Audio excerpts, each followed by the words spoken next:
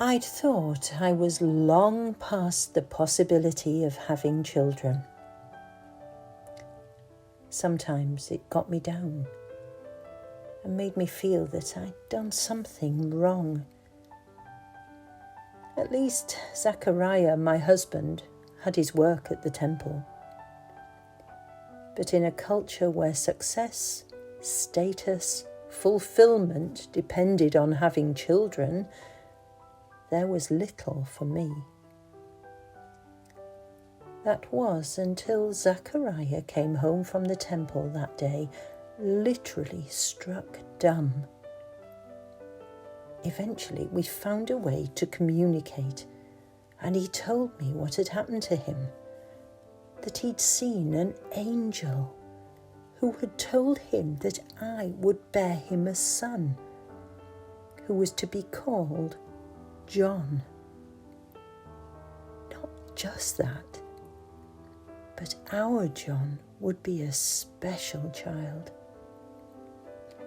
Like the prophets of olden times, he would be blessed with God's Spirit to remind people of what being God's people was supposed to mean.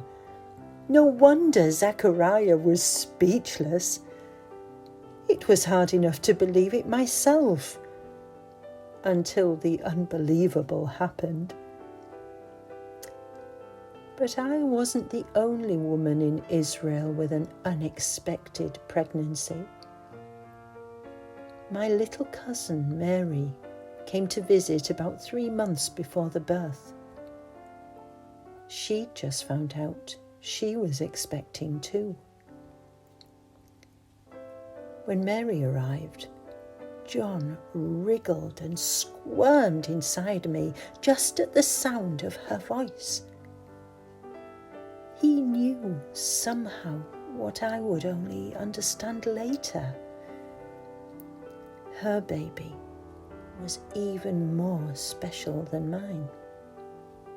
He was the one that my John would be preparing the way for, the one foretold by prophets like Isaiah, the heir of David, the one who would restore the relationship between people and God.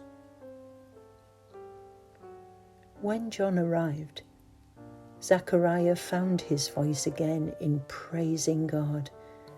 I wasn't far behind him. It was a day I'll never forget.